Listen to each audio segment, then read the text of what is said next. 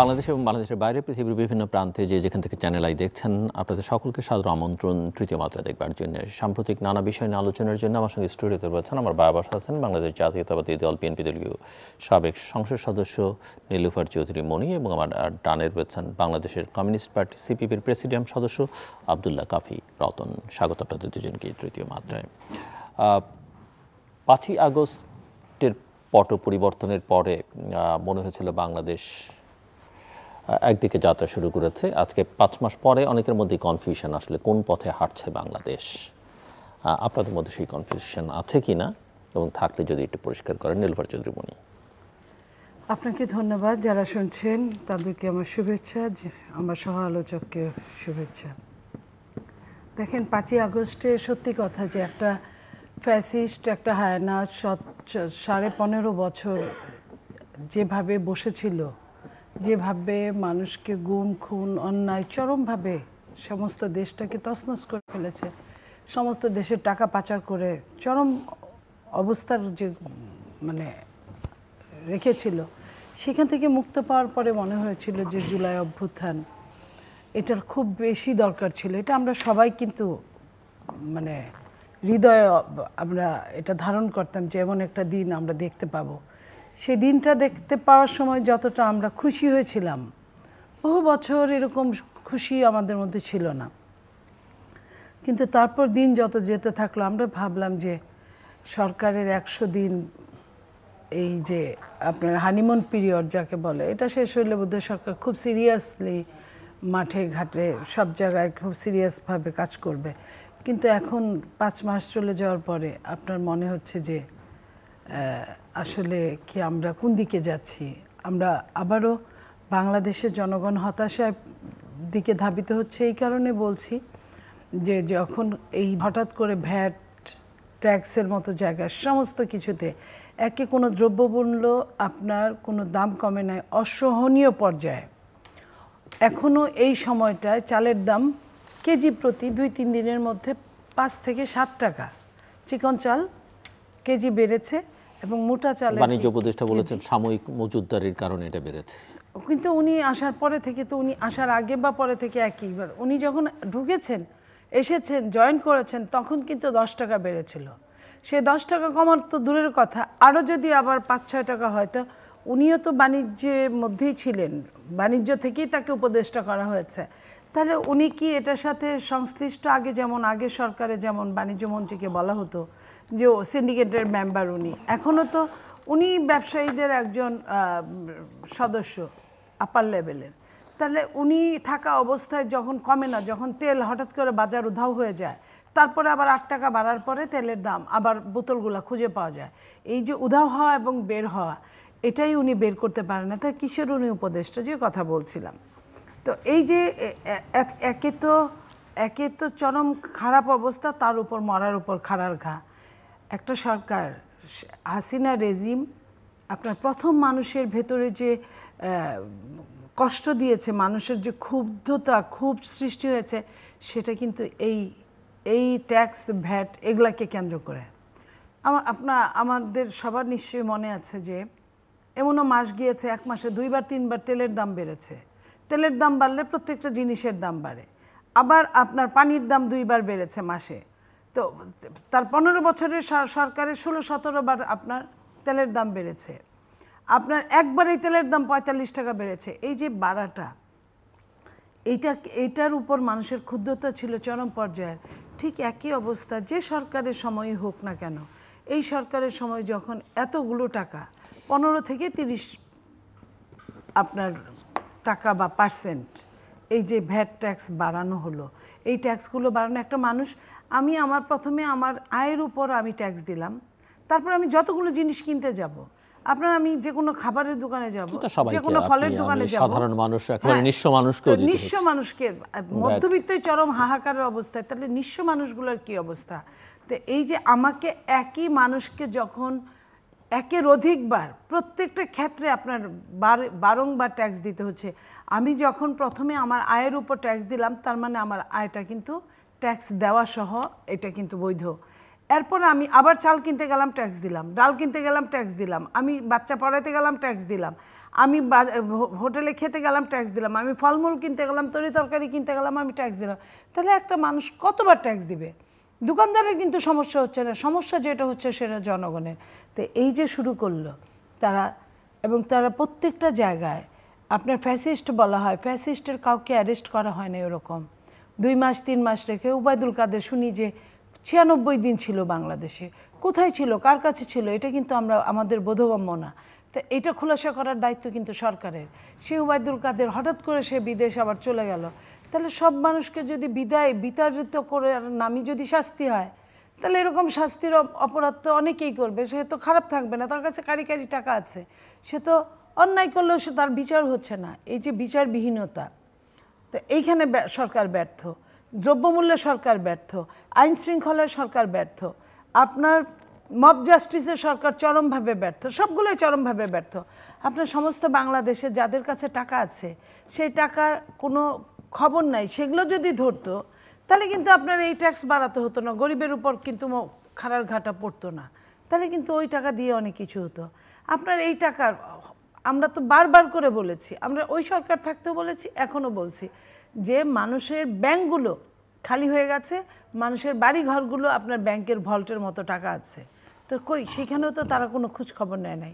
আপনার আইন শৃঙ্খলা রক্ষাকারী বাহিনী, তারা যে তাদের মধ্যে যে এই যে কোনো মানে বিচারযোগ্য কাজ না করা, তারা কাউকে অ্যারেস্ট করা, কাউকে মানে যেটা করে রাস্তাঘাট থেকে শুরু করে, যেটা আইন মানুষ নিজের হাতে তুলে নিচ্ছে, কোনো বিচার না করা, এইগুলার ওনারা কোনো রকম আমরা তাদের কাছে আমরা পাচ্ছি না যে তারা এই কাজগুলোর কোনো একটা ভালো কাজ করেছে।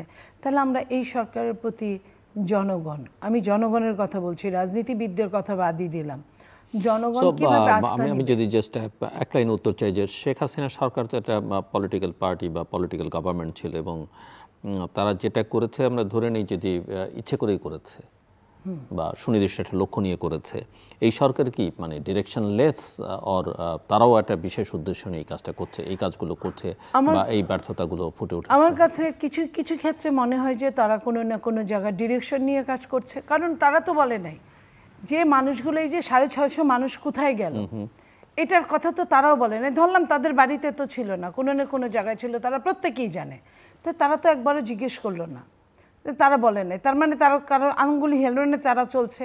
আবার কোথাও কোথাও তারা অতিরঞ্জিত করছে, যে জিনিসগুলো তারা না করলেও পারতো, যেমন ধরেন তারা সিন্ডিকেট ধরতে পারতো, তারা বাজার মূল্যের একটা মনিটরিং করতে পারতো, বাজার মূল্যটাকে একটা নিয়ন্ত্রণে আনতে পারতো তারা, এবং আপনার ব্যাংকগুলোকে মানুষের টাকাগুলো ঘরের মধ্যে না রেখে ওই জায়গাগুলোকে তারা মানে আপনার আইন শৃঙ্খলা রক্ষাকারী বাহিনী বা দুদক বলেন এদের আওতায় আনতে পারতো, এনে আপনার সমস্ত কিছু যখন আপনার আমার নাগালের বাইরে চলে যাবে তখন তার দরকার নাই।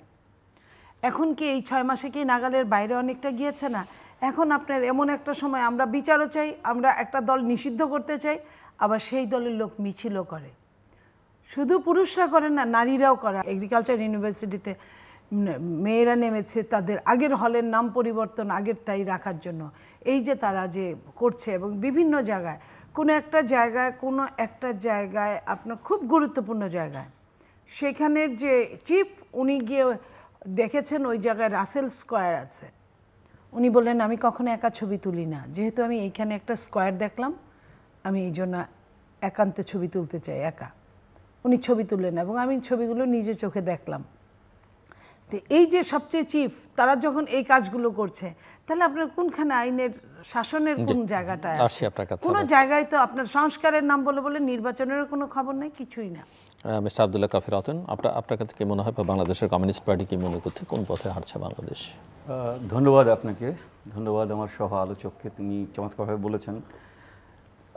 যেই লক্ষ্য নিয়ে আমরা জুলাই অভ্যুত্থানটা করেছিলাম, অগাস্টের 5 তারিখে শেখ হাসিনাকে দেশ থেকে পালিয়ে যেতে বাধ্য করেছিলাম আমরা লড়াইয়ের মধ্য দিয়ে এবং অসংখ্য আত্মদানের মধ্য দিয়ে, এবং সেই প্রক্রিয়ার মধ্যে দিয়ে আমরা যেই ধরনের একটা নতুন বাংলাদেশের স্বপ্ন তৈরি করতে চেয়েছিলাম, সেই বাংলাদেশ কিন্তু এখনও মানে আমরা দেখছি না। কেন দেখছি না?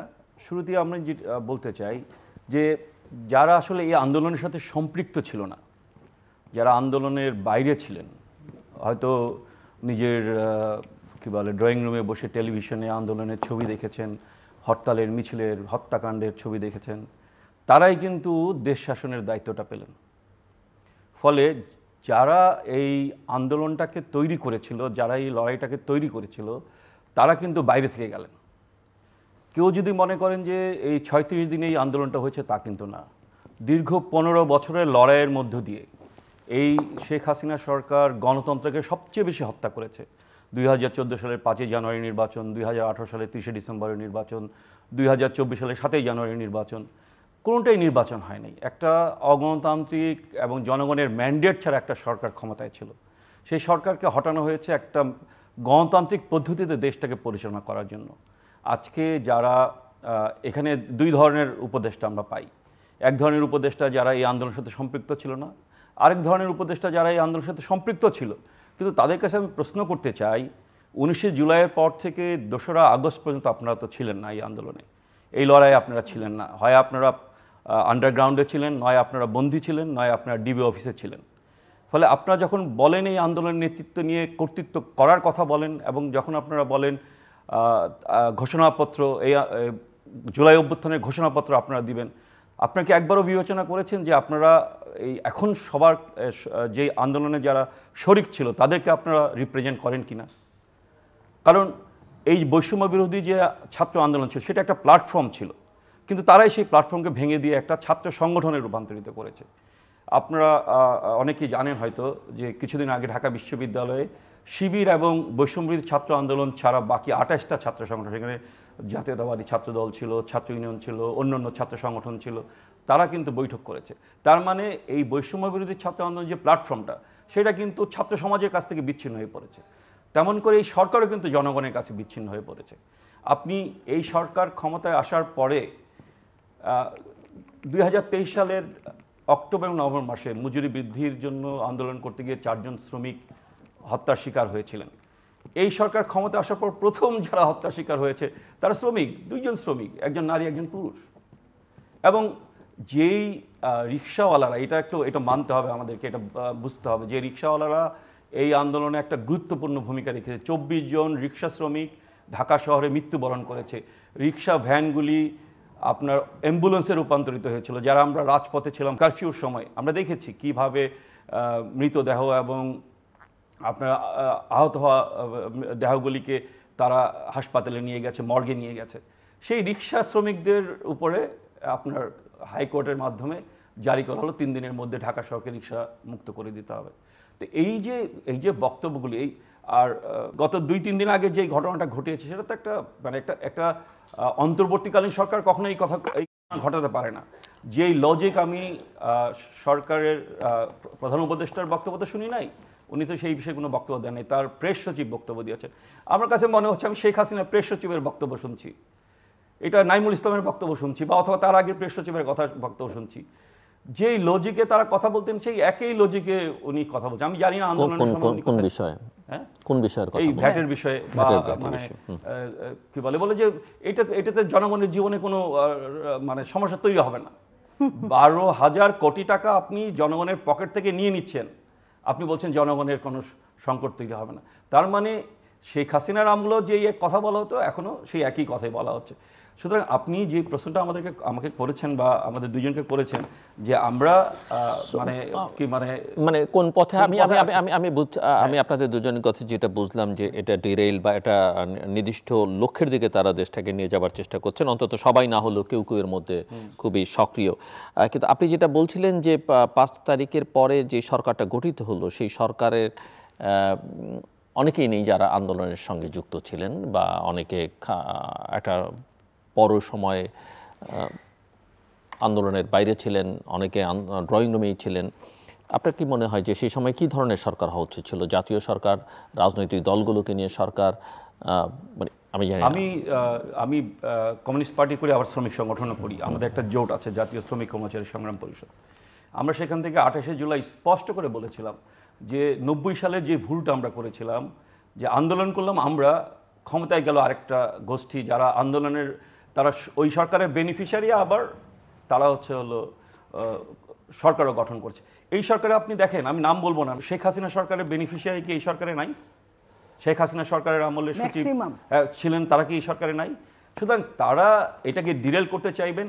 আমাদের প্রফেসর ইউনূস সাহেবের যতই ইচ্ছা থাকুক, বা যারা ছাত্র প্রতিনিধি, যারা আবার অনেকে আছেন যারা আমাদের সঙ্গে মিছিলে হেঁটেছেন, এখানে উপদেষ্টাদের মধ্যে অনেকে কয়েকজন আছেন, তারা যতই চেষ্টা করুক, কিন্তু সেটাও 1-2 দিন, সেটাও 1-2 দিন সংখ্যাগরিষ্ঠ অংশ তারা তো মানে আগের সরকারের এই কি বলে অনুবর্তী। সুতরাং তারা যেভাবে দেশটাকে চালাতে চাচ্ছেন, আমরা যারা আন্দোলনের সময় মাঠে ছিলাম, রাজপথে ছিলাম, জীবনের কে তোয়াক্কা না করে হলো রাজপথে ছিলাম, আমাদের ইচ্ছা মতো বা আমাদের পছন্দ মতো দেশটা চলছে না, এইটুকু আমি বলতে পারি আপনাকে।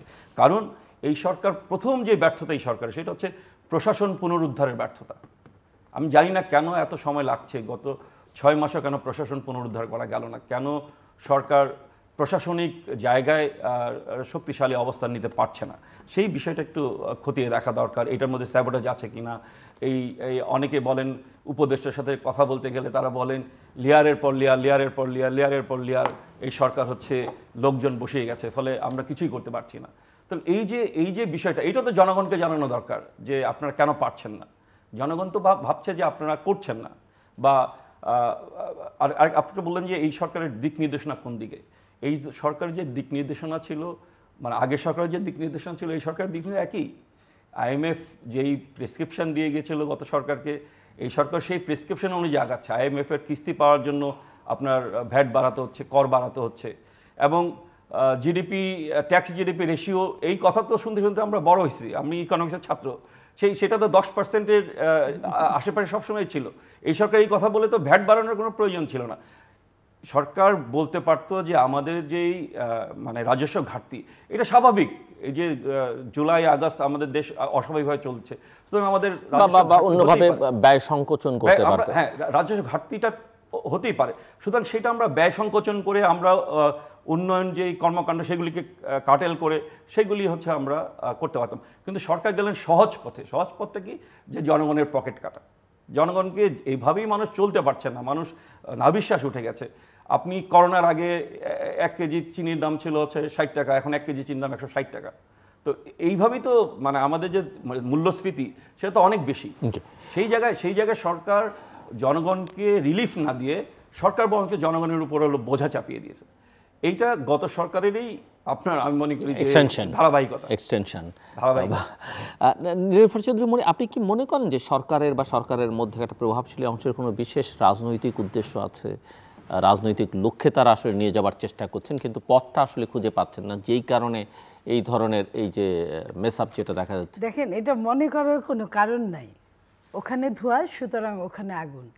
আপনার রাজনৈতিক ছত্রছায়ায় যে বাচ্চারা দল গঠন করলো, একটা প্রাইমারি নাগরিক কমিটি, সেটা তারা বলছে 2 মাস পরে তারা একটা দল গঠন করবে, এবং সেটার সাথে তাদের সাথে আপনার উপদেষ্টারা, তাদের প্রতিনিধি উপদেষ্টা ওখানে আছে সরকারের সাথে, এবং তারা সরকারের একটা অংশ। সরকারের এখানে কিন্তু কোনো দ্বিমত নাই।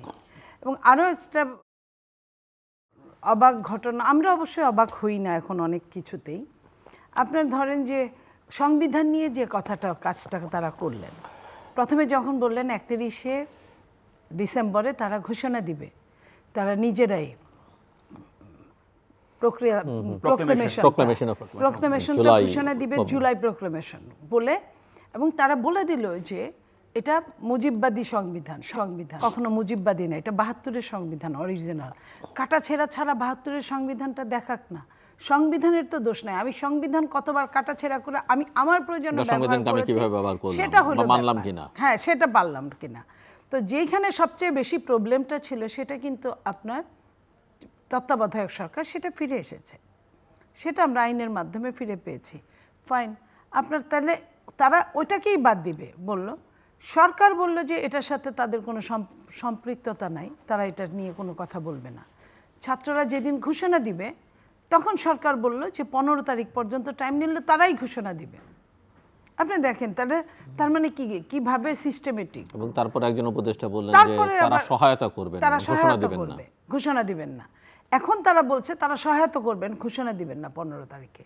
এই যে 15ই জানুয়ারি পর্যন্ত টাইম নিলেন এবং যে ঘটনাগুলো করলেন, এবং 31শে ডিসেম্বরে এমনও শোনা গিয়েছিল যে তাদের যে 3 জন প্রতিনিধি আছে দল গঠন করার জন্য, দলে কাজ করবে সরকারের সাথে, কিংস পার্টি যাতে না হতে হয় সেই জন্য তারা পদত্যাগ করবেন, কিন্তু আমরা কিন্তু দেখলাম না পদত্যাগ করলেন।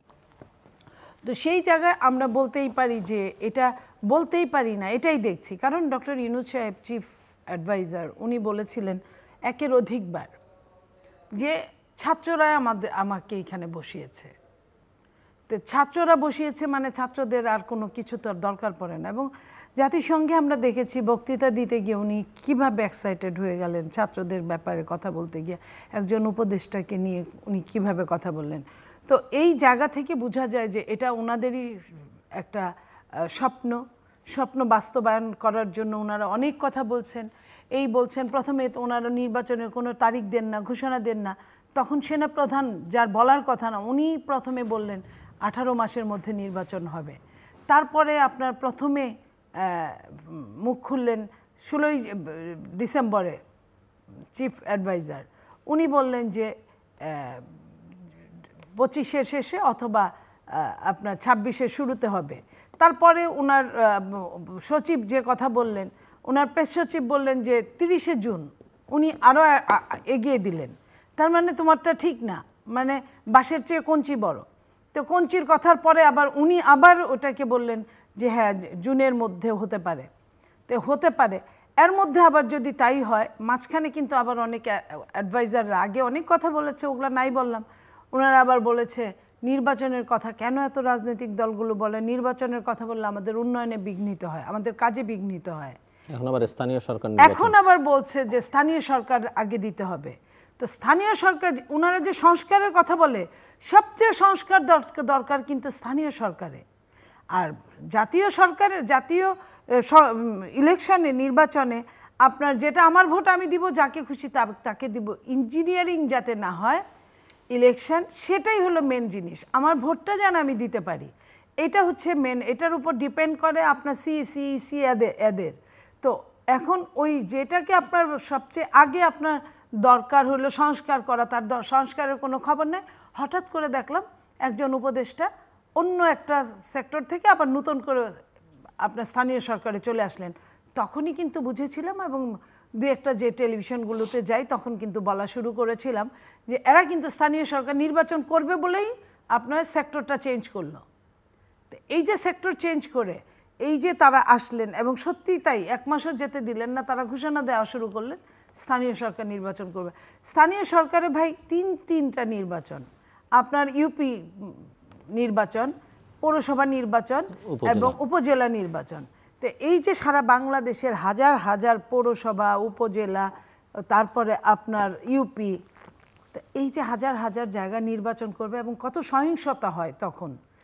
এখানে একের অধিক প্রার্থী সবসময় দাঁড়ায়, সবসময় এটা একটা সহিংসতার জায়গা। তো এই সহিংসতার জায়গা, এখানে কোনো সংস্কার ছাড়া তারা আগে স্থানীয় সরকার করবে, তার মানে সময় ক্ষেপণ, অন্য কিছুই না।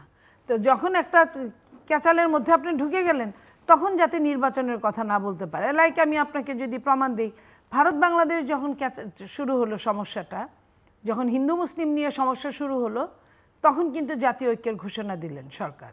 জাতীয় ঐক্যের ঘোষণায় প্রত্যেকটা দল, এটা নো ডাউট, এটাই স্বাভাবিক, এইটার নামই সভরেন্টি, যে আমার সার্বভৌমত্বের জন্য আমি এক হতে বাধ্য।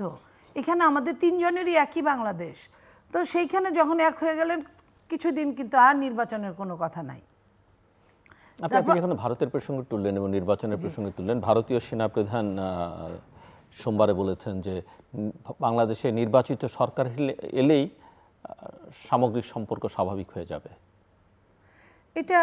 এটা ওনারা বলতে পারেন, তবে এটাও আমি বলবো যে নির্বাচিত সরকার তো 4 বার ভোটে এসেছিলেন, ওনারাই এনেছিলেন।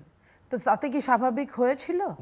তারা তো একটা নির্বাচিত, তাদের মতো করে, আর কেউ কোনো দেশ পক্ষে ছিল না। আপনার মনে পড়ে যে 24-এর নির্বাচন, এখন যখন পরিবর্তিত বাস্তবতায় বলছেন এই কথা, এখন পরিবর্তিত বাস্তবতায় বলছেন, যাদেরকে তখন বসিয়েছিলেন তাদেরকে তারা এই নির্বাচনের মধ্য দিয়ে একটা সময় তারা আশা করছেন, এমনটা মনে করার কোনো কারণ নেই। আমি একটা সময় মনে করতাম যে এরা হলো নিরামিষভোজী, এদের বুদ্ধি আমাদের চেয়ে অনেক শার্প, কিন্তু এদের যে এত দুর্বুদ্ধি থাকে এটা আগে জানা ছিল না আমার।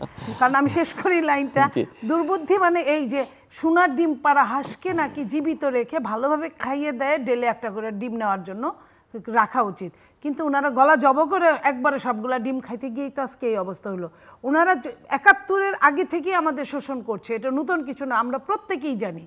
কিন্তু আওয়ামী লীগের শাসনামলে তারা আওয়ামী লীগের পক্ষ থেকে একটা দলকে সঙ্গে নিয়ে যে কাজগুলো করছে, আজকে তারা সব কিছু শেষ করে বাংলাদেশটাকে ধ্বংস করে এখন বলে নির্বাচিত সরকার। এই কথাটা তখন বললে ৭ই জানুয়ারিতে যদি এই কথাটা ১লা জানুয়ারিতে যদি বলতেন ওনারা, এবং যদি বলতেন আমরা বাংলাদেশের পক্ষে, আমরা কোনো দলের পক্ষে না, তাহলে কিন্তু ভোটটা ওইভাবে হতো না, বা ভোটটা হতো না সেই দিন। মিস্টার আব্দুল্লাহ কাফির। আরেকটা কথা আমি একটু বলে নিই, যে পত্রিকায় আসছে যে এই সরকার পাঠ্যপুস্তকে একটা গ্রাফিতি দিয়েছিল, সেখানে আদিবাসী শব্দটা ছিল বলে সেই গ্রাফিতি চেঞ্জ করে নতুন আরেকটা গ্রাফিতি দিয়েছে। ওই গ্রাফিতির বিরুদ্ধে আমার কোনো বক্তব্য, ওইটাও চমৎকার একটা গ্রাফিতি।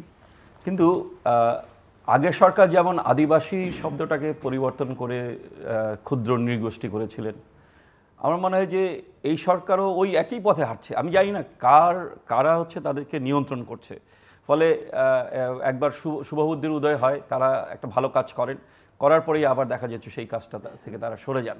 তো সুতরাং বোঝা যাচ্ছে যে তাদের উপর আরেকটা শক্তি আছে, যে শক্তি তাদেরকে এটা করাচ্ছে। তো মনি আপা যে কথাটা বললেন, যে আমি স্পষ্ট করে বলতে চাই, এবং এটা আমার পার্টির পক্ষ থেকে বলতে চাই, যে এইটা একটা অন্তর্বর্তীকালীন সরকার। এই সরকারের প্রথম এবং প্রধান কাজ হচ্ছে নির্বাচন দেওয়া কারণ আমরা গত ১৫ বছরে এই আওয়ামী লীগ সরকার জনগণের কাছ থেকে তার যে ম্যান্ডেট দেওয়ার ক্ষমতা, সেই ক্ষমতা কেড়ে নিয়েছে এবং ম্যান্ডেটহীনভাবে দেশটা চালিয়েছে। এই আমার ভোট আমি দেবো, যাকে খুশি তাকে দেবো, সেটা আমরা এরশাদ আমলে স্লোগান তুলেছিলাম। সেই স্লোগান যে ৩০ বছর পর আমাদের আবার দিতে হবে, সেই জিনিসটা তো আমরা ভাবি নাই। আমরা যখন ছাত্র আন্দোলন করেছিলাম, আপনিও ছিলেন সেই আন্দোলনে, তো সেই আন্দোলনের সময় আমরা নানা রকম ভেবেছিলাম যে একটা গণতান্ত্রিক দেশের দিকে আমরা যাচ্ছি, এত রক্তক্ষয়, এত ইয়ের মধ্যে দিয়ে। তো এখন হিসাব করে দেখা যায় যে এরশাদ আমলে মাত্র ১৯২ জন শহীদ হয়েছিল, আর শেখ হাসিনা ৩৬ দিনেই হচ্ছে শত শত মানুষকে হত্যা করেছে। এটা ১৫০০-এর মতো বলে শোনা যাচ্ছে, এখনও হিসাব পরিপূর্ণ হয় নাই। তো এই যে প্রক্রিয়ার মধ্য দিয়ে আমরা একটা সিচুয়েশন তৈরি করলাম, একটা নতুন পরিস্থিতি তৈরি করলাম, সেইগুলি কিন্তু এই বর্তমান সরকারের আমি কিছু কি বল উচ্চাকাঙ্ক্ষা, তার যে উচ্চাকাঙ্ক্ষাটা এই অর্থে যে দীর্ঘদিন ক্ষমতায় থাকার, আমি শুনলাম যে 3 বছর আগে নির্বাচন না, এরকম কথাও কিন্তু বলা হচ্ছে। তো কিন্তু আপনি তো আসছেন হলো একটা একটা সুষ্ঠু, অবাধ, নিরপেক্ষ নির্বাচন দেওয়ার জন্য, যেই নির্বাচনের মধ্য দিয়ে জনগণ তাদের নিজস্ব সরকার নির্বাচিত করবে, ম্যান্ডেট দিবে এবং তাদের সরকার দেশ চালাবে। কিন্তু সংস্কারের কমিটি করেছেন ঠিকই আছে, সংবিধান সংস্কার করার ক্ষমতা তো আপনার নাই। এই যে বিতর্ক আমাদের দেশে হয় এখনও, যে ৭২ সালে যে সংবিধান হয়েছিল, সেই সংবিধান যারা প্রণয়ন করেছিল তারা হচ্ছে ৭০ সালের নির্বাচনে জয়ী তারা হলো এই সংবিধানটা প্রণয়ন করেছিল। সেইখানেও প্রশ্ন উঠেছে, মাওলানা ভাসানীর মতো লোক প্রশ্ন তুলেছিলেন যে তাদের এই সংবিধান প্রণয়ন করার ক্ষমতা আছে কিনা, একটা সংবিধান পরিষদ গঠন করে সেখানে সংবিধান করার দরকার ছিল কিনা। তো একটা অনির্বাচিত সরকার এবং যারা একটা নির্দিষ্ট লক্ষ্য পূরণ করার জন্য আজকে যদি কেউ আরোপ করতে চান যে এই সরকারের এই করতে হবে, এই করতে হবে, এই করতে হবে, এটা কিন্তু আন্দোলনের সময় এই ধরনের কথা কখনোই ছিল না। আন্দোলনের সময় প্রধান জায়গাটা ছিল আমরা সবাই এক জায়গায় আসছিলাম যে এই শেখ হাসিনা সরকারকে হটাইতে হবে, তাদের অধীনে আমাদের দেশের অর্থনীতি, রাজনীতি, সমাজনীতি, রাষ্ট্র সব কিছুই ধ্বংস হয়ে যাচ্ছে, সুতরাং তাদেরকে হলো হটাইতে হবে। সেই কারণে আমরা ঐক্যবদ্ধ হয়েছিলাম। এখন যদি কেউ বলেন প্রোক্লেমেশন দিতে হবে, ৭১-এর 10ই এপ্রিলের মতো করে একটা প্রোক্লেমেশন লিখে, এক্স্যাক্টলি ওইরকম একটা প্রোক্লেমেশন লিখে নিয়ে আপনি যদি বলেন যে প্রোক্লেমেশন রেভলিউশন যদি বলতে চান, এখানে অনেকে এটাকে স্বাধীনতা বলেন। আমি খুব আশ্চর্য হয়ে দেখি ইউনুস সাহেবের মতো লোক এটাকে স্বাধীনতা বলেন। স্বাধীনতা কেন হবে? এটা স্বাধীনতা হয় উপনিবেশিক শক্তির কাছ থেকে মুক্তি। আমরা তো আমাদের 2টা স্বাধীনতা আছে, একটা কি বলে আগস্টে আমরা পেয়েছিলাম 14ই আগস্ট, আরেকটা হচ্ছে হলো 1947 সাল, আরেকটা হচ্ছে হলো যে এই 16 ডিসেম্বর বা 26শে মার্চ। তো কিন্তু পৃথিবীর প্রত্যেকটা দেশে কিন্তু একটাই স্বাধীনতা দিবস আছে, নতুন করে স্বাধীনতা। এখানে বিপ্লব আনা হচ্ছে, এখানে স্বাধীনতা আনা হচ্ছে, এখানে সেকেন্ড রিপাবলিক আনা হচ্ছে, এগুলির কোনোটাই কিন্তু ওই 36 দিনের আলোচনার মধ্যে ছিল না। 36 দিনের আলোচনার মধ্যে ছিল শেখ হাসিনা মাস্ট গো। সুতরাং আজকে যখন এইসব কথাবার্তা বলার মধ্যে দিয়ে একটা নৈরাজ্য তৈরি করার চেষ্টা করা হচ্ছে, যারা ঘোলা পানিতে মাছ শিকার করার চেষ্টা করছেন, তারা কিন্তু দেশটাকে অস্থিতিশীল করার চেষ্টা করছেন, এবং এই অস্থিতিশীল করার মধ্য দিয়ে তারা একটা সাংবিধানিক কু অথবা একটা মানে প্রশাসনিক কু করার মধ্য দিয়ে ক্ষমতা আসতে চান। আমি সেই শক্তির নাম বললাম না, কিন্তু যারা প্রকাশ্যে বলেন যে নির্বাচন যতদিন সংস্কার না হচ্ছে ততদিনই নির্বাচন হবে না, দরকার হলে আরও অনেক দিন ধরে হলেও সংস্কার করতে হবে, এইটা কোনো পলিটিক্যাল পার্টি বলতে পারে না, একটা গণতান্ত্রিক পলিটিক্যাল পার্টি কখনো বলতে পারে, রাজনৈতিক দল কখনো বলতে পারে না। কারণ হচ্ছে যে জনগণকে অধিকার দিতে হবে জনগণকে শাসন করার। কে শাসন করবে সেই অধিকার জনগণকে দিতে হবে।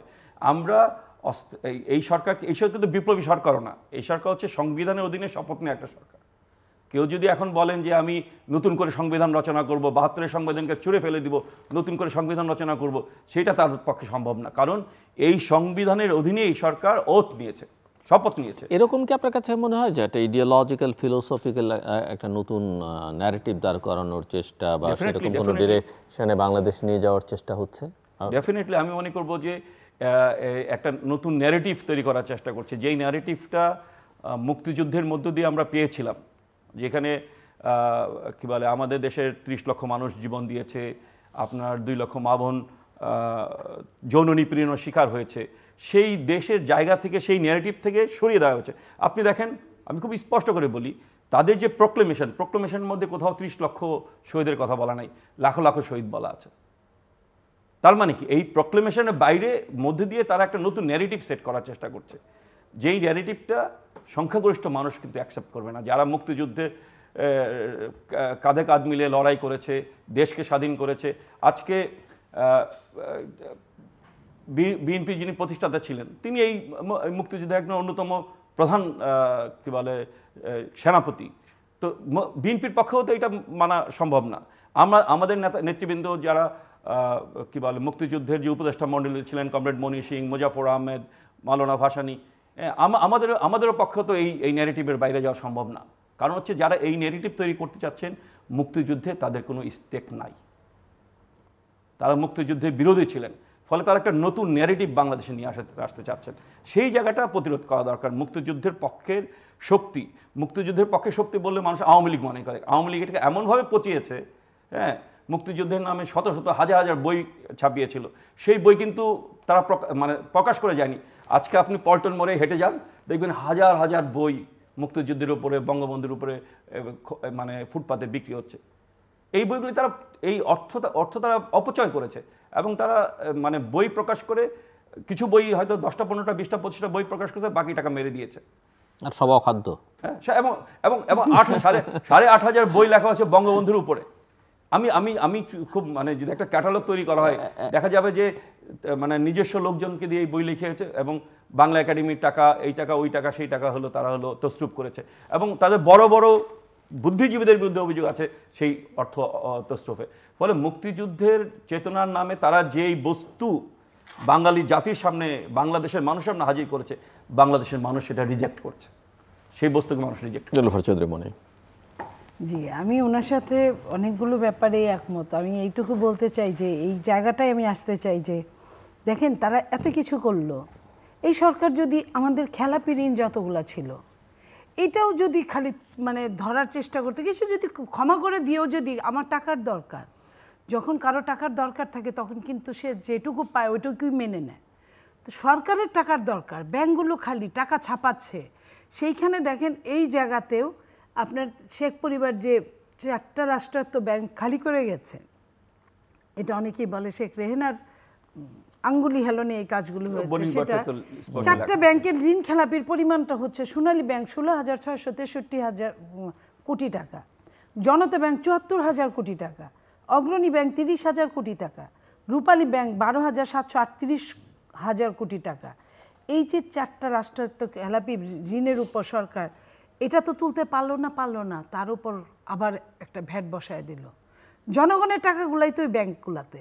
সেটা পারলো না, সেটা চেষ্টাও করলো না, একটা বার মুখ দিয়ে বলে নাই যে আপনাদের এই রেয়াত দেওয়া হবে যদি আপনারা ঋণ খেলাপিরা দেন, অথবা ঋণ খেলাপিরা তো কোনো না কোনো জায়গা জমি দেখায় ঋণটা নিয়েছে, সেই জায়গাগুলো এত তারিখের মধ্যে আপনারা যোগাযোগ না করলে এগুলা সেল করে দেওয়া হবে, নিলামে তোলা হবে।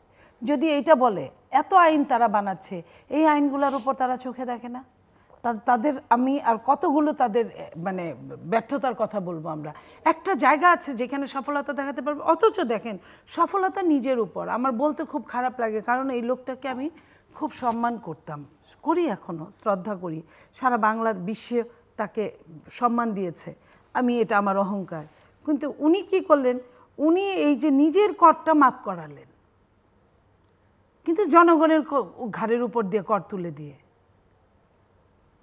এটা কিন্তু আবারও আমরা দেখলাম 2-3 দিন আগেই তার করের কোনো সব মাপ, অথচ উনি বলেন যে এটা নাকি আপনার ট্রাস্টি যদি হয় তাহলে রাজস্ব ট্রাস্টি, জনগণের জিনিস, তাহলে তারটাও ট্রাস্টি, তাহলে মাপ করানোর তো দরকার ছিল না।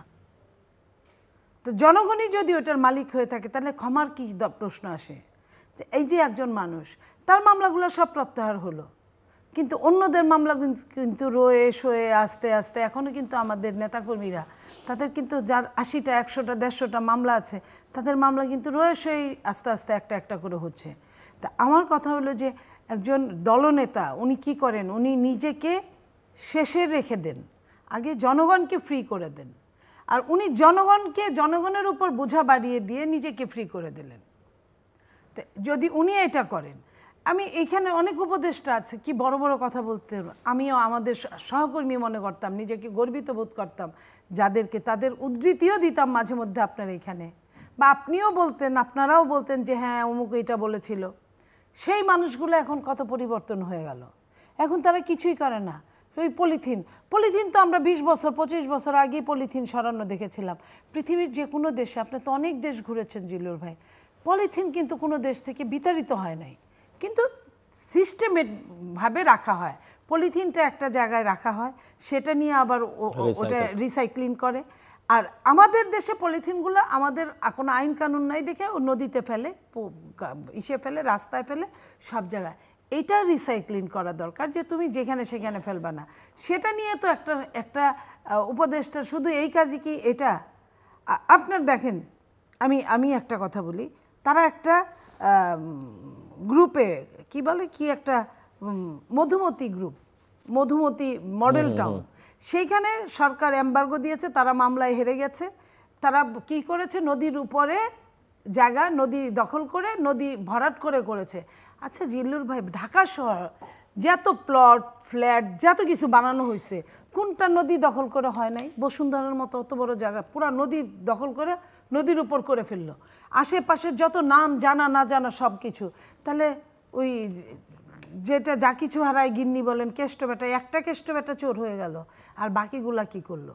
আমার কথা হলো যে হ্যাঁ, এটা আমি ধন্যবাদ জানাবো যে প্রত্যেকটার এই এমবার্গো দেখ, আমি অবশ্যই ধন্যবাদ, স্যালুট করে দাঁড়ায় থাকবো। কিন্তু কেউ পাবে কেউ পাবে না। হ্যাঁ, কেন? একজন উনি দুর্বল আইনের কাছে, উনি পয়সার কাছে দুর্বল দেখে তার উপর পারলেন, আর অন্য যান না বসুন্ধরার। এখানে শুনি তো বসুন্ধরার সঙ্গে সম্পর্ক এখন আপনাদের বেশি, আপনাদের সঙ্গে সম্পর্ক বললে কত মানুষ এখন যাচ্ছে। বসুন্ধরা দিব্যি ভালো আছে, এরকম অনেকেই, আমি একটা নাম বললাম, অনেকেই আছে এরকম দিব্যি ভালো আছে।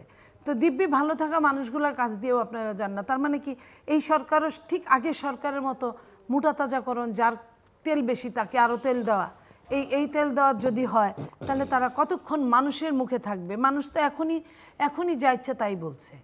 মানুষ, আপনার কিচ্ছু লাগে না, খালি বাজার যদি নিয়ন্ত্রণটা করত আর আইন শৃঙ্খলাটা যদি খালি রক্ষা করত, এই দুইটা থাকলে আর কিছুই লাগতো না তাদের। অন্য জিনিস আপনি নির্বাচন আরও পরে দিতেন, আপনি তাও হয়তো জনগণ মেনে নিত। জনগণের উপরই তো রাজনীতিবিদরা থাকে, তো জনগণের কথার উপরে এটা চলে। জনগণ এখন ছিছি করছে, জনগণ এখন হাই হাই করছে। তো জনগণের হাই হাইটা ঠেকানোর জন্য তো কিছু ভালো কাজ করানো দরকার। আপনি খুঁজে সিন্ডিকেটের মালিকরে আপনি উপদেষ্টা বানান ব্যবসায়ী, আপনি সিন্ডিকেটের মালিকরে আপনি সিনেমা উপদেষ্টা বানান, সিন্ডিকেটের মালিকরে আপনি অন্য উপদেষ্টা বানান। তো এই যে এই সব করলে তো আপনার কিছুই হবে না। এবং যারা এই যে কিছুক্ষণ আগে আমার সহ আলোচক বললেন যেটা, যে এখানে তো তারা কয়দিন ছিল, তারা তো কেউই ছিল না, অনেকেই ছিল না, কিন্তু এটা উনি বলতে ভুলে গেছেন যে তারা ওই সরকারের দূষর ছিল, এরকম অনেকেই আছেন। ১/১১ সময় ওই সরকার তখন ছিল না, তাদের দূষর ছিল, পরবর্তীতেও তাদের দূষর ছিল। এবং আপনি দেখেন একজন উপদেষ্টা হওয়ার ২-৪ দিন পরেই ওই পতিত সরকারের পক্ষে বলতে গিয়ে কি হারিয়েছে? কিছুই না, শুধু একটা সাবজেক্ট থেকে আরেকটা সাবজেক্টে আপনার মাইগ্রেশন হয়েছে, কিছুই হারাতে হয় নাই। তো এটা যদি হয়ে থাকে, তাহলে এটার নাম যদি হয়ে থাকে পরিবর্তন, তাহলে তো আমার এই জুলাই অভ্যুত্থান কিভাবে মনে রাখবে? ওনারা তো বলে, একবার বলে অভ্যুত্থান, একবার বলে বিপ্লব। কোনটা বিপ্লব আর কোনটা অভ্যুত্থান? অভ্যুত্থানের মধ্যে বিপ্লব ঢুকে গেছে, বিপ্লবের মধ্যে অভ্যুত্থান মিশে গেছে। এই মিশে যাওয়ার মধ্যে ওনারা যদি বিপ্লবী হয়ে থাকেন, তাহলে আপনার রাষ্ট্রপতির কাছে ওনারা শপথ নিয়েছেন, ওই আইন অনুযায়ী সংবিধানের আওতার মধ্যে আছেন। আবার সংবিধান মানেন নাই, ওনারা ইলিগ্যাল আছেন এখনো। তো ওনারা যদি নিজেকে ইলিগ্যাল প্রমাণ করে, এর আগের সরকারের আগের সরকারও কিন্তু দেশ ছাড়া, এইখান থেকে কিন্তু তাদের শিক্ষা নেওয়ার দরকার। ওই সরকারও কিন্তু এমন কিছু করে নাই যে মানে দেশ ছাড়া হতো। তাদের কিন্তু পতিত সরকার কিন্তু তাদের ইনডেমনিটিকেও দিয়েছিল অলিখিত ইনডেমনিটির পরেও কিন্তু তারা দেশ ছাড়া, দেশে আসতে পারে না। নট অনলি দেশ ছাড়া, যে দেশগুলোতে থাকে সেই দেশেও কিন্তু জনসমক্ষে যেতে পারেন না তারা। বিভিন্নভাবে যদি কখনো পড়ে যান, বিভিন্নভাবে হেনস্থার সম্মুখীন হন। তো সেইখান থেকে যদি তারা শিক্ষা নেয়, তারাও কি পাসপোর্ট ভিসা একদম স্ট্যান্ড বাই রেখেছে? আমরা তো এই দেশের গুণী মানুষগুলোকে তাড়িয়ে দিতে চাই না, আমরা আমাদের সাথেই রাখতে চাই। সেই জন্য আমরা বলতে চাই, আমরা আগে শুনতাম যেভাবে টাকা পয়সার লেনদেন হতো, এখনও নাকি সচিবালয়গুলোতে ওইভাবেই টাকা পয়সার লেনদেন হয়। বাইরে ট্রান্সফার বলেন, চাকরি বলেন, আপনার এই জায়গাগুলো ওরকমই হচ্ছে। তাহলে আমার পরিবর্তনটা কোথায় আসলো? কেউ আপনার যারা শহীদদের তালিকা নিয়ে কথা বলবে, উনি বললেন ১৫০০ বা ১,০০০-এর উপরে। আমি শুনলাম আরও বেশি, ২,০০০-২,০০০-এর উপরে। কিন্তু কেউ কিন্তু ইন্ডিকেট করে বলতে পারে না এখানে এখানে এখানে এখানে এই গুনলে এই ২,০০০ হয়। ২,০০০-এর কিন্তু সেই চেষ্টাটাই হয়নি, এই চেষ্টাটাই হচ্ছে না, হয় নাই, সেটা হয় নাই অতীত, এখনো হচ্ছে না। তারা নাকি গণভবনকে ফাজলামি না, গণভবনকে আপনার কি বানাবে? জাদুঘর বানাবে। ওটা সরকার প্রধান থাকবে, থাকুক না। জাদুঘর বানানোর জন্য খাস জায়গার তো কোনো অভাব নাই।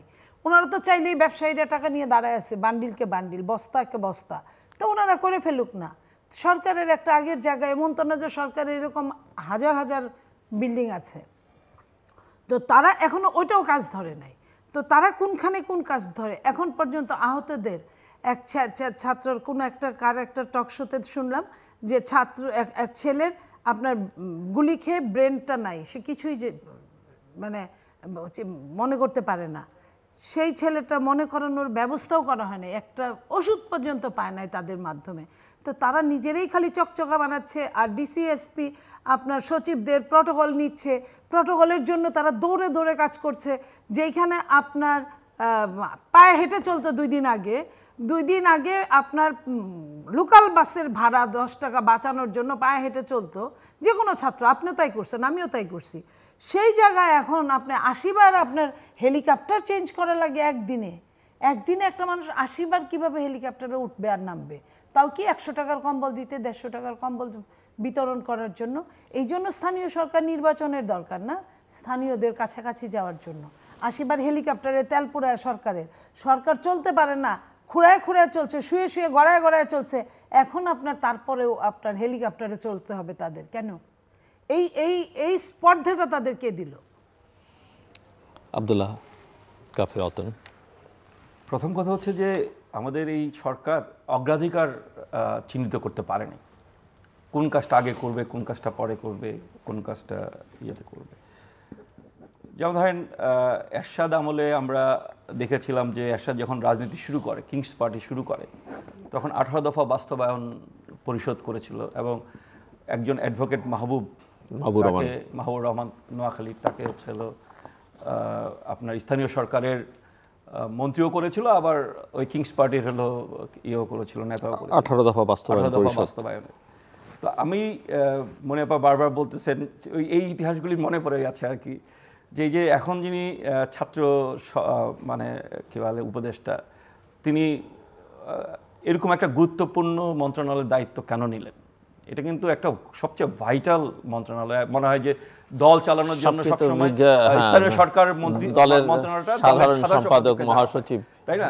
আমরা তাই দেখছি, জিল্লুর রহমান সাহেবকে দেখেছি, সালাম তালুকদার দেখেছি, শুধুমাত্র ওবায়দুল কাদের সম্ভবত বেশি লাভ সেতু, আশরাফুল ইসলাম, সৈয়দ আশরাফুল ছিলেন, কিন্তু মান্নান ভূঁইয়া ছিলেন। শুধুমাত্র ওবায়দুল কাদের সম্ভবত বেশি লাভ ওই মন্ত্রণালয়, এই জন্য হয়তো এখানে আসেন নাই। তো এই যে কিংস পার্টি তৈরি করার যে প্রবণতা এবং সরকারে থেকে সরকার দল গঠন করে নির্বাচন করা এবং আগে স্থানীয় নেতৃত্বকে দখল করা, এই প্রবণতাগুলি যদি তাদের মধ্যে শুরু হয় তাহলে এটা তো দল করবে হলো ছাত্ররা। যারা সিনিয়র উপদেষ্টা আছেন তারা যদি এটার সাথে সায় দেন, অথবা প্রধান উপদেষ্টা যদি এটার সঙ্গে সায় দেন, তার দায়িত্ব কিন্তু প্রধান মিস্টার রতন, এই যে ছাত্ররা মানে ছাত্রদের নামে সব হচ্ছে, আমার কিন্তু এই জায়গাটাতে প্রবল আপত্তি। এবং আপনি নিজে একটু আগে বলছিলেন যে ঢাকা বিশ্ববিদ্যালয়ে 28টা ছাত্র সংগঠন বৈঠক করলো, যেখানে বৈষম্য বিরোধী ছাত্র আন্দোলন নামে কেউ বা জাতীয় নাগরিক কমিটির কেউ ছিল না। কিন্তু এই ছাত্রদের নামে বললে একটু এক ধরনের বয়ান তৈরি হয়। আজকেই আমি একটা দেখতেছিলাম, সার্কুলার দেখলাম, যেখানে রেলের কোনো একটা মানে মুভমেন্টের জন্য একটা কমিটি করা হয়েছে। তার মধ্যে 3 জন রেলের প্রতিনিধি আর 3 জন ছাত্র প্রতিনিধি। এটা আমার কাছে নতুন ঠেকলো। আমরা তো ছাত্র আন্দোলন করেছি, আমরা মানে 9.5 বছর একসাথে তো পথেই ছিলাম। আসলে আমাদের 4 বছর শিক্ষা জীবন 8 বছর হয়ে গেছিল। আমরা তো কখনো ভাবিই নাই যে আমাদের প্রতিনিধি হিসাবে কোনো জায়গায় যাইতে হবে। আমাদের নেতারা যারা 91 সালে সরাসরি নির্বাচন করতে চেয়েছিলেন, তাদেরকে আমরা বলেছিলাম যে আপনি ছাত্র সংগঠনের নেতৃত্বের পদ থেকে পদত্যাগ করেন, তারপর আপনি ইলেকশনে যান। সেই নৈতিকতাটাও কিন্তু আমাদের ছিল। হ্যাঁ, আমরা কিন্তু সেই কাজটুকু করেছিলাম আমাদের পার্টির ক্ষেত্রে, আমাদের ছাত্র ইউনিয়নের ক্ষেত্রে আমরা বলেছিলাম। তো এখন তো দেখতেছে যে না, যারা আন্দোলন করছে তারাই উপদেষ্টা হচ্ছে, তারাই দল করতেছে, তারাই হেলিকপ্টারে ঘুরে বেড়াচ্ছে। তার মানে কি, এই যে অসংখ্য ছাত্র যারা, ওনারা তো, আমি আবার বলবো যে 19শে জুলাই থেকে 2রা আগস্ট পর্যন্ত এই নেতারা কিন্তু কেউই রাজপথে ছিলেন না, কিন্তু অসংখ্য তরুণ যারা ব্র্যাক বিশ্ববিদ্যালয়, উত্তরা বিশ্ববিদ্যালয়ে এবং বিভিন্ন বিশ্ববিদ্যালয় এবং ঢাকা বিশ্ববিদ্যালয়ে একজন ছাত্র কিন্তু মারা যায়নি। এটা শ্লাঘার বিষয় যে একজন ছাত্র কিন্তু শহীদ হয় নাই, কিন্তু সব শহীদ কিন্তু দেখেন উত্তরা ইউনিভার্সিটি, সেখানে কলেজের স্টুডেন্ট, আপনি ব্র্যাক ইউনিভার্সিটির মতো একটা কিন্তু সব Dhaka university, BRAC university residential model কলেজের, ব্র্যাক ইউনিভার্সিটির মতো একটা বিশ্ববিদ্যালয়, যে বিশ্ববিদ্যালয়ের ছাত্ররা সবসময় আমরা বলতাম যে ফার্মের বাচ্চা, কিন্তু তারা দেখে কিভাবে লড়াই করলো। ইভেন বিইউপি, বিআইএসটি, বিইউপির একটা ছেলেকে কিভাবে সাভারে হত্যা করা হলো এবং তাকে পুলিশের থেকে হলো ফেলে দেওয়া হলো, এগুলি তারা কিন্তু কোনো বেনিফিট পাচ্ছে না। এই যে লাখ লাখ যে গ্রাফিতি তৈরি করলো সে ছেলেমেয়েরা, তারা কিন্তু কোনো বেনিফিট পাচ্ছে না। তারা কিন্তু এবং মেয়েদের পার্টিসিপেশন এবারে মেয়েরা কোথাও নাই, কিন্তু এরা কিন্তু সবাই ক্লাসরুমে ফিরে গেছে। যারা আছে তাদেরকে আমি বলি ঠিক আছে, আমরা অনেক আগে ইতিহাসে একবার দেখেছিলাম আসামে ছাত্র আন্দোলন করে মানে হোস্টেল থেকে একবার ডাইরেক্ট হলো মুখ্যমন্ত্রীর বাংলোতে চলে গেছিল, বাসভবনে চলে গেছিল। তো সেই রকম ঘোষণা দিয়ে জিনিসটা করা দরকার। কিন্তু ওরা যেটা করছে সেটা হচ্ছে যে যারা আন্দোলনের অন্য যে শক্তিগুলি, তাদেরকে খাটো করে দেখানোর চেষ্টা করছে। এইটা কোনোভাবেই তো আপনি ধরেন, আমি আমার দলের কথা আমি বললাম না, বিএনপির কথা ধরেন, বিএনপি যে মানে গত 15 বছরে যে মানে লক্ষ লক্ষ মানুষের বিরুদ্ধে মামলা হয়েছে, হাজার হাজার মানুষ জেলে ছিল, ওনাদের নেতারা তো মানে ওনাদের যে এখন প্রধান নেতা বাংলাদেশে যিনি আছেন মির্জা ফখরুল ইসলাম, উনি কতবার জেলে গেলেন? এই গত 5 বছরে তো 3-4 বার জেলে গেলেন উনি। বেশি হবে, মানে জেলে গেলেন কতগুলি মামলা, একটু আগে আমরা আলাপ করছিলাম 80 না 86টা মামলা ওনার বিরুদ্ধে। তো এই যে তাদের অবদানকে তো খাটো করে দেখার কোনো ইয়েই নেই, কমিউনিস্ট পার্টির অবদানকে খাটো করে দেখার কোনো উপায়ই নেই, কারণ আমরা লড়াই করেছি। তো এখন যদি সব কৃতিত্ব এই কয়েকজন ছাত্র নেয়, এবং আমি আরেকটা টক শোতে ছিলাম, ওনাদের দলেরই একজন নেতা, চেয়ারপারসনের উপদেষ্টা, তিনি বলছিলেন যে আমাদের ইউনূস সাহেব এখন বৈরাম খার রোল প্লে করতেছে, ছাত্ররা সব কিছু করতেছে, বৈরাম খার মতো উনি হচ্ছে তাদেরকে হলো মানে করতেছে, দেখভাল করতেছে। তো এইরকম হলে তো হবে না। ইউনূস সাহেবকে আমরা প্রধান উপদেষ্টা করেছি, হি মাস্ট অ্যাক্ট। এবং তাকে আমরা কেন প্রধান উপদেষ্টা করা হলো, দেশবাসী কেন তাকে মেনে নিল তার জাতীয় আন্তর্জাতিক যেই কেরিশমা, সেই কেরিশমার জন্য। উনি সেই কেরিশমার প্রতি ন্যায় বিচার করছেন বলে আমার মনে হয় না। এবং ওনার কাছ থেকে মানুষ যা প্রত্যাশা করেছিল, যেই অগ্রাধিকার প্রত্যাশা করেছিল, জনজীবনের সংকট মোচনের যেই অগ্রাধিকার প্রত্যাশা করেছিল, গণতন্ত্র প্রতিষ্ঠার যে অগ্রাধিকার প্রত্যাশা করেছিল, সম্ভবত সেই জায়গাটায় উনি এখন পর্যন্ত তার বক্তব্য রাখতে সক্ষম হন নাই। জি, নীলোফার চৌধুরী মনি, খুব ছোট্ট করে 1-1.5 মিনিটে শেষ করতে হবে আমাকে। দেখেন, এখনো অনেকটা সময় আছে। যদি তারা মনে করে যে এই দেশের জনগণের সাথে তারা থাকবে, যেটা এতদিন গল্প করতো ওনারা টকশোতে বলতেন, ওনাদের অনেকেই, সেই অনুযায়ী যদি করেন তাহলে নির্বাচনটা যত তাড়াতাড়ি সম্ভব ওনারা দিবেন, জনগণকে একত্রিত করবেন। হ্যাঁ, সংস্কারের মতোই চলবে, সংস্কারের গতিতে চলবে, এবং একটা সরকার আসলে সেটাই সংস্কারের পূর্ণতা পাবে। সেই সরকারের হাত দিয়ে আপনার বিল আকারে যখন সংসদে যেটা পাস হবে, এর আগে যত সংস্কারই করুক, আর রাজনীতিবিদদের বাদ দিয়ে সংস্কার করলে ওই সংস্কার কোনো কাজে আসবে না, ধূপে টিকবে না। এবং রাজনীতিবিদদের খেপিয়ে যদি সংস্কার করে, ভালো কিছু হলে তারা নাও মেনে নিতে পারে যে তুমি আমাকে পেইন দিছো। যেমন এই যে ভালো একটা সংবিধান আছে থাকার পরেও যখন সেটাকে মুজিববাদী তুকমা লাগিয়ে যখন পুরাটাই আমি ফেলে দিব, এই যে এই জায়গাটা, এটা কিন্তু রাজনৈতিক দলে একটা সময় রাজনৈতিক এক দল একটা কাজ করলে বাকিটুক আইসা আরেক দল ওটাকে ধ্বংস করতো, আবার আরেক দল করতো, ওটা আবার পরে দেয়। ঠিক একই অবস্থা যদি এদের মধ্যে আরও বেশি, কম না, যেখানে এরা কোথায় আপনার যে আমি মার্সিফুল হলাম, আমি এই জায়গাটায় আমি মনে করলেও আমি কিছু করলাম না, কারণ আমি একটা দৃষ্টান্ত রেখে যেতে চাই। এই দৃষ্টান্তটা যদি রেখে যেতে চান, এবং এখানে চিফ অ্যাডভাইজারের অনেক বড় দায়িত্ব আছে। উনি সারা বিশ্বের একজন প্রতিনিধি, অনেকখানি উনি প্রতিনিধিত্ব করেন। উনি যদি মনে করেন যে বাংলাদেশটা আমার নামটা মনে রাখুক, সারা জীবন যতদিন আছে আমাকে সর্বোচ্চ জায়গায় আল্লাহ আমাকে দিয়েছে বাংলাদেশের, এটা একটা বিরাট ব্যাপার, এটা একটা ভাগ্য লাগে। এই জায়গাটাকে যদি উনি মূল্যায়ন করতে চান তাহলে সবার জন্য ভালো, ওনার জন্যও ভালো। আর যদি না করতে চান তাহলে আমি পাশের দেশের বার্মার অং সান সুকির জন্য একসময় আমাদেরও মন কাঁদতো, আহারে বেচারারে 20 বছর জেলখানায় রেখেছে, হাউস অ্যারেস্ট করে রেখেছে। তারপর যখন সে নোবেল সব কিছু পেলেন, এবং রাষ্ট্রের একটা কর্ণধার হওয়ার পরও যখন রাষ্ট্র খুঁড়িয়ে চলল, এবং আন্তর্জাতিক প্রেক্ষাপটে যখন উনিও এক নাম্বারই হতে পারলেন না, তখন কিন্তু উনি আস্থা করে পড়ে গেলেন, নিক্ষিপ্ত হলেন। ঠিক তেমনই আমরা চাই যে এখান থেকে আমাদের চিফ অ্যাডভাইজার জন্য শিক্ষা নেয়, এবং উনি যেন নোবেল বিজয়ী এবং আরো অনেক বিজয়ী হোক, আবারও নোবেল পাক, আমরা খুশি হব, দুঃখ পাবো না। অনুষ্ঠানের শেষ প্রান্তে আমরা সামাজিক যোগাযোগ মাধ্যম ফেসবুক, এক্স এবং ইউটিউবে তৃতীয় মাত্রা লাইভ স্ট্রিম হচ্ছে, আপনারা দেখতে পারেন। টেলিভিশনের পর্দায় দেখতে না পারলে যে কোনো সময় যে কোনো স্থান থেকে ইউটিউবে তৃতীয় মাত্রা চ্যানেলটি সাবস্ক্রাইব করে পর্ব বা পুরনো পর্বগুলো আপনারা দেখতে পারেন। মিস্টার আব্দুল্লাহ কাফির রতন এবং মিস নীলোফার চৌধুরী মনি, অসংখ্য ধন্যবাদ এই আলোচনা শোনার জন্য। দর্শক, কোন পথে হাঁটছে বাংলাদেশ? মোটামুটিভাবে আমার অতিথিরা টেবিলের দু প্রান্ত থেকে বলবার চেষ্টা করেছেন যে স্বপ্ন এবং প্রত্যাশা নিয়ে জুলাই আগস্টের অভ্যুত্থান, সেখান থেকে বাংলাদেশ অনেকটাই বিচ্যুত এবং অনেকটা দূরপথে হাঁটছে।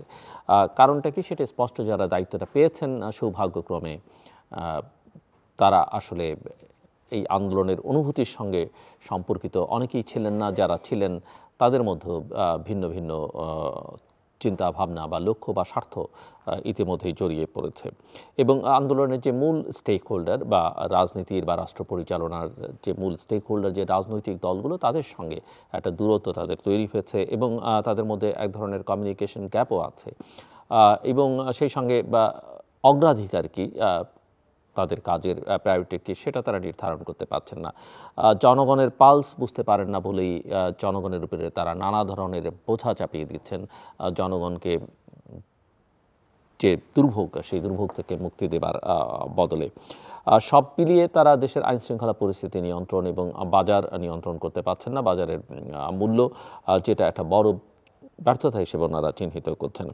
প্রশাসন, পুলিশ কোনো কিছুই ঠিকঠাক মতো কাজ করতে পারছে না 5 মাসে, এটা স্পষ্ট, এবং কাজ করতে না পারার যে ব্যর্থতা বা গভর্নেন্সের যে দুর্বলতা, সেটাও তারা সামগ্রিকভাবে তুলে ধরেছেন। সব মিলিয়ে প্রধান উপদেষ্টার কাছে প্রত্যাশা অনেক বেশি জাতীয় এবং আন্তর্জাতিকভাবে তিনি সমাদৃত ব্যক্তিত্ব, কিন্তু তার যেভাবে অ্যাক্ট করবার কথা সেটাও তিনি করছেন না বা করতে পারছেন না। এই আলোচনাগুলো ওনারা করেছেন এবং সব মিলিয়ে ওনারা যেটা বলবার চেষ্টা করেছেন যে আপাতত এই সমস্যাগুলো থেকে পরিত্রাণের একটাই উপায়, সেটা হচ্ছে জনগণের প্রতিনিধিদের কাছে ক্ষমতা হস্তান্তর, অর্থাৎ তার জন্য একটা নির্বাচন দরকার এবং সেই নির্বাচনটা কীভাবে ভালো করা যেতে পারে, অবাধ, সুষ্ঠু, নিরপেক্ষ, গ্রহণযোগ্য, অংশগ্রহণমূলক, আন্তর্জাতিকভাবে গ্রহণযোগ্য, সমাদৃত এবং মানসম্পন্ন, সেদিকেই মূল নজরটা, আবার সংস্কার সহ অন্যান্য যেসব ভাষা আমরা বা পরিভাষা ব্যবহার করি সেই জায়গায় মনোযোগটা অনেক বেশি দেওয়া দরকার। আমাদের সঙ্গে থাকবার জন্য অসংখ্য ধন্যবাদ, আপনাদের সবার জন্য শুভকামনা।